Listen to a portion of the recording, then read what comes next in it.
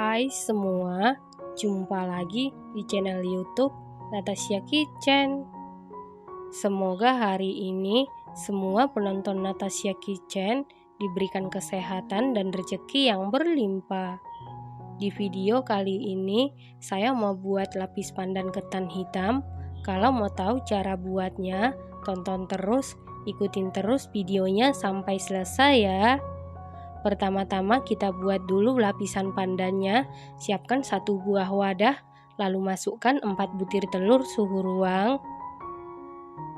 60 gram gula pasir setara dengan 4 sendok makan, 1 sendok teh SP bisa diganti dengan TBM atau ovalet, setengah sendok teh vanili bubuk bisa diganti dengan 1 sendok teh vanili cair, seperempat sendok teh garam, 50 gram tepung terigu protein sedang setara dengan 5 sendok makan, 10 gram maizena setara dengan 1 sendok makan, 10 gram susu bubuk denkau setara dengan 1 sendok makan. Selanjutnya aduk-aduk dulu seperti ini supaya pada saat di mixer tepungnya tidak berhamburan. Kemudian mixer menggunakan kecepatan paling rendah sampai tercampur saja. Setelah tercampur seperti ini, lanjut mixer menggunakan kecepatan paling tinggi sampai mengembang, putih, kental, dan berjejak. Setelah sekitar 10 menit di mixer menggunakan kecepatan paling tinggi, ini sudah mengembang, putih, kental, dan berjejak. Selanjutnya tambahkan seperempat sendok teh pasta pandan, lalu tambahkan pewarna makanan warna hijau secukupnya. Kemudian mixer menggunakan kecepatan paling rendah sampai tercampur saja. Setelah tercampur seperti ini, masukkan 85 gram margarin yang sudah dicairkan sebelumnya. Sebelum dicairkan setara dengan 6 sendok makan, lalu mixer menggunakan kecepatan paling rendah sampai tercampur saja. Untuk memastikan adonannya tercampur dengan rata, lanjut aduk-aduk menggunakan spatula. Aduk-aduk dengan teknik aduk balik sampai tercampur dengan rata. Saat mengaduk seperti ini, pastikan semua bahan tercampur dengan rata, karena kalau ada cairan yang mengendap di dasar adonan, bolunya bisa jadi bantat. Setelah tercampur rata, sisihkan sebentar. Selanjutnya siapkan loyang, lalu olesi dasar loyang dengan margarin tipis-tipis. Untuk samping-samping loyang tidak perlu diolesin apapun ya teman-teman. Setelah itu alasi dasar loyang dengan kertas roti. Selanjutnya masukkan adonan ke dalam loyang. Loyang yang saya gunakan ukuran 20 x 20 x 4 cm ya. Lalu ratakan adonan menggunakan sumpit atau tusuk sate, kemudian hentak-hentakan beberapa kali supaya udara yang terperangkap di dalam adonan keluar. Lalu ini siap kita panggang, dan sebelumnya ovennya ini sudah dipanasi di suhu 185 derajat Celcius, api atas bawah selama 15 menit, dan ini ovennya sudah dalam keadaan panas. Lalu masukkan loyang yang berisi adonan ke dalam oven, kemudian panggang di suhu 185 derajat Celcius, api atas bawah selama 35 menit sampai matang, dan sesuaikan dengan oven masing-masing. Setelah sekitar 35 menit dipanggang, ini cake-nya sudah matang, kemudian angkat dan keluarkan dari oven. Selanjutnya sisir pinggirannya menggunakan pisau atau spatula. Setelah itu keluarkan cake dari loyang, lalu lepas kertas rotinya.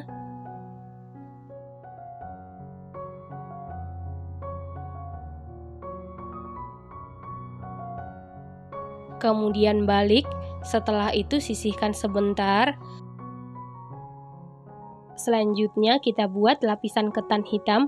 Siapkan satu buah wadah, lalu masukkan 4 butir telur suhu ruang, 60 gram gula pasir setara dengan 4 sendok makan, 1 sendok teh SP bisa diganti dengan TBM atau ovalet, setengah sendok teh vanili bubuk bisa diganti dengan 1 sendok teh vanili cair, seperempat sendok teh garam, 40 gram tepung ketan hitam setara dengan 4 sendok makan, 20 gram tepung terigu protein sedang setara dengan 2 sendok makan, 10 gram susu bubuk setara dengan 1 sendok makan, kemudian kita ayak. Selanjutnya aduk-aduk dulu seperti ini supaya pada saat di mixer tepungnya tidak berhamburan, lalu mixer menggunakan kecepatan paling rendah sampai tercampur saja.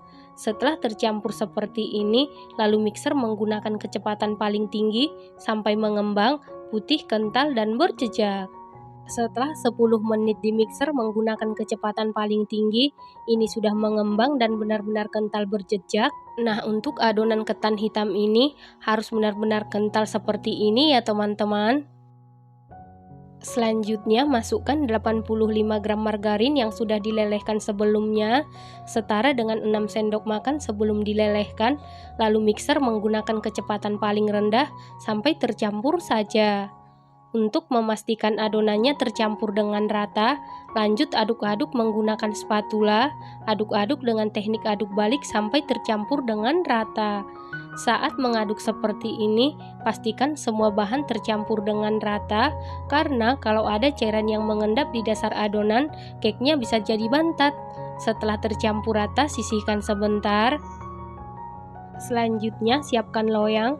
Lalu olesi dasar loyang dengan margarin tipis-tipis.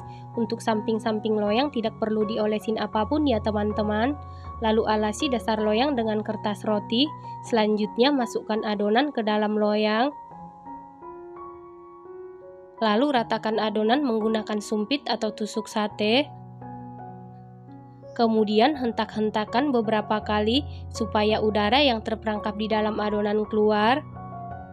Lalu ini siap kita panggang, dan sebelumnya ovennya ini sudah dipanasi di suhu 185 derajat Celcius, api atas bawah selama 15 menit, dan ini ovennya sudah dalam keadaan panas. Lalu masukkan loyang yang berisi adonan ke dalam oven, kemudian panggang di suhu 185 derajat Celcius, api atas bawah selama 35 menit sampai matang, dan sesuaikan dengan oven masing-masing. Setelah sekitar 35 menit dipanggang, ini cake ketan hitamnya sudah matang. Kemudian angkat dan keluarkan dari oven. Selanjutnya langsung sisir pinggirannya menggunakan pisau atau spatula. Setelah itu keluarkan cake dari loyang. Kemudian lepas kertas rotinya. Selanjutnya langsung olesi dengan selai stroberi. Kalau menggunakan buttercream, cake-nya ditunggu dulu sampai dingin baru diolesi buttercream ya teman-teman.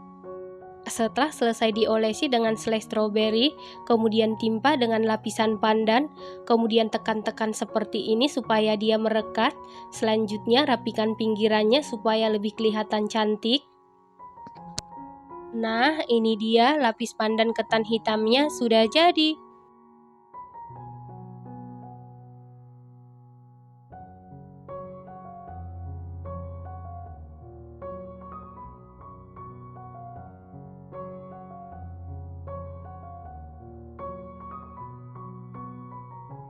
Selanjutnya potong-potong sesuai selera. Lapis pandan ketan hitam ini rasanya super duper juara, super duper enak, pori-porinya sangat rapat menandakan cake ini sangat empuk dan lembut ya teman-teman. Ini recommended banget dan harus dicoba. Terima kasih karena sudah menonton. Jangan lupa share, like, komen, dan subscribe. Dan jangan lupa tekan tombol loncengnya supaya tidak ketinggalan video kami berikutnya. Terima kasih.